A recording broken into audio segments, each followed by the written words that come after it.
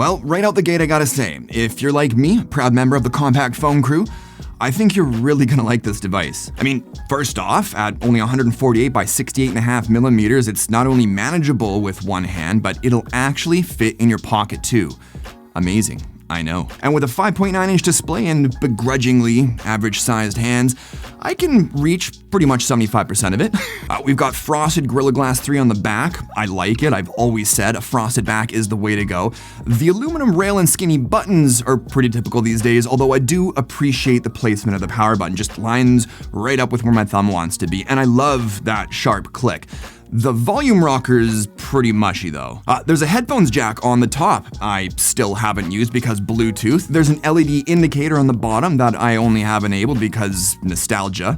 It's kind of nifty. The display is solid. It's using Gorilla Glass Victus, and even though I haven't been using a screen protector, I've taken it out on a lot of dirt and rock-filled adventures and it's still flawless. The glass is flat with slightly chunkier bezels, so as a result I haven't had nearly as many false positive touches compared to displays with curved edges, but the gap between the frame and display does seem to collect grime, which I've had a hard time with cleaning out. It's sporting a 2400 by 1080 AMOLED panel with sincerely great colors. I think it covers something like 110% of the DCI P3 color space, and there's several options to really dial in the look you like. Now, outdoors with auto brightness enabled, according to DxOMark, gets up to around 800 nits with a peak brightness of 1000, so not quite as bright as some other current phones, but it's been bright enough for me, and I spend a lot of time outdoors. It also has an up to 120 Hz refresh rate and a 240 Hz touch sampling rate, which has been buttery smooth and ultra responsive, but depending on how much you value battery life, you might find yourself using one of the other refresh rate options. Now, there is an always-on display, but in my experience, it chews up battery like I've never seen any other always-on display do before. Like on average, it seems to eat up about 20% of a full charge, so I just disabled it and kept it off. I'm hoping it's not just my phone and that Asus is aware of the issue so it can get fixed, but we'll see. I mean, it's been a few months. There's an in-display fingerprint reader. I think it's in a good position, it's not too low, and even though other reviewers have said it's not as snappy as others, personally, I disagree. I think it's just as fast. Accuracy consistency could use some work though. But of course it works flawlessly for me on camera. Of course there's a couple of stereo speakers, so one on the bottom and the other is an amplified earpiece speaker. They sound okay, but they don't get very loud unless you enable the outdoor mode, which does increase the volume to reasonable levels, but then they go from sounding okay to sounding all tinny and distorted, at least in my opinion. Other reviews I've read would disagree. My user experience has been nothing short of awesome. Snapdragon 888, 16 gigs of RAM, which is completely unnecessary, and 256 gigs of UFS 3.1 storage.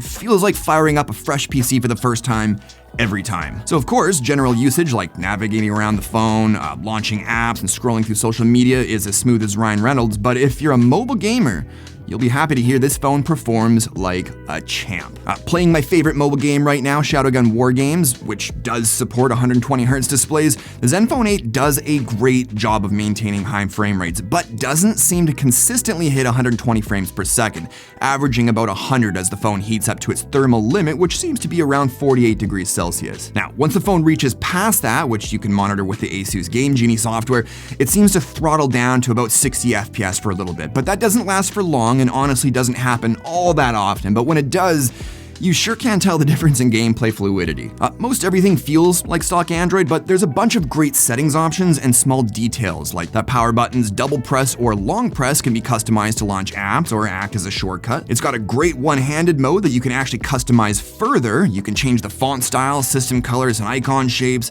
limit the status bar icons, and the battery settings has a bunch of options to really squeeze every milliamp out of this thing. And actually, while we're on the topic, for battery, we've got a 4,000 milliamp hour capacity and support for 30-watt charging. No wireless charging though, so that might be a bit of a bummer for some. That being said, with the display's refresh set to auto, I was fairly satisfied with between 5.5 to 6.5 hours of screen on time while gaming or rotting my brain on TikTok for too long and watching a bunch of YouTube.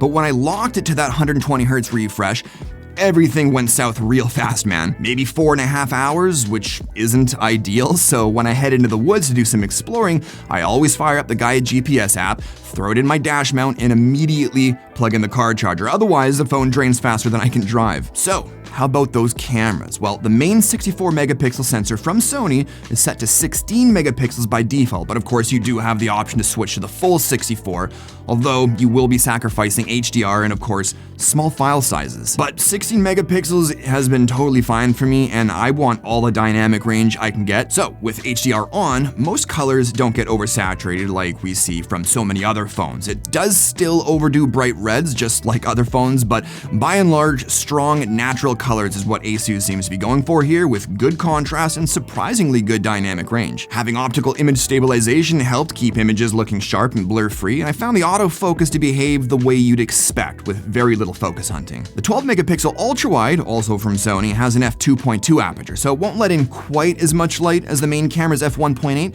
but just like the main camera, it's no slouch either, with good natural colors, although lacking some of the contrast compared to the main, but still producing strong and clear images with the added benefit of real-time distortion correction and a closer focal distance to help with what I guess you could call macro shots.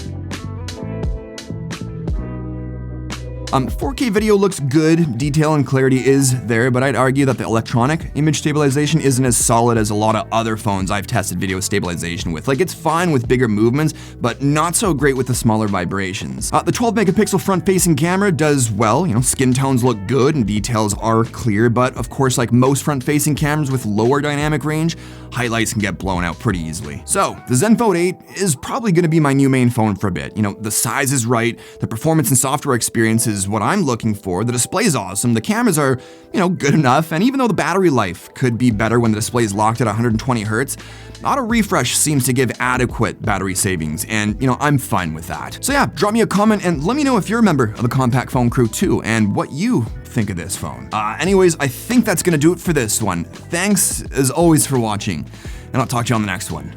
Cheers.